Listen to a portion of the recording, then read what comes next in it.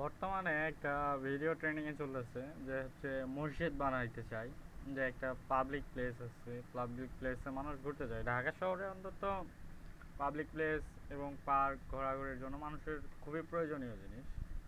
এর সাইডেও নাকি 3-4টা মসজিদ আছে।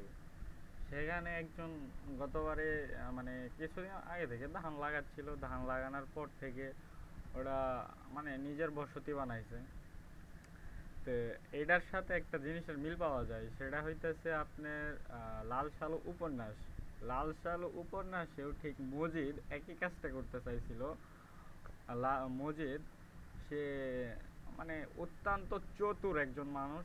সে ধর্ম ধর্ম নিয়ে কিভাবে ব্যবসা করা যায়, ধর্মকে কাজে লাগায় কিভাবে নিজের পজিশন স্টেবল করা যায়, এরকম একটা চরিত্র আছে মজিদ। ঠিক একইভাবে একই মতন ভাই, একই ফর্মে মানুষের হচ্ছে সেন্সিটিভ বিষয় ধর্ম। ধর্ম নিয়ে কেউ কারণ কথা বলে না। এই সুযোগটাকে কাজে লাগাইয়া ভাই এ কি জি করতেছে দেশটারে, মানে পাবলিক প্লেসটারে মসজিদ বানায়া খেয়া দিতেছে সম্পূর্ণটা। আসলে এটা কি ঠিক না?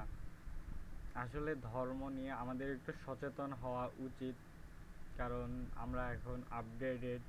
সুতরাং এগুলা আমাদের প্রতিবাদ করা উচিত আমি মনে করি। যদি আমার ভুল ত্রুটি হয়ে থাকে সকলে ক্ষমার দৃষ্টিতে দেখবেন।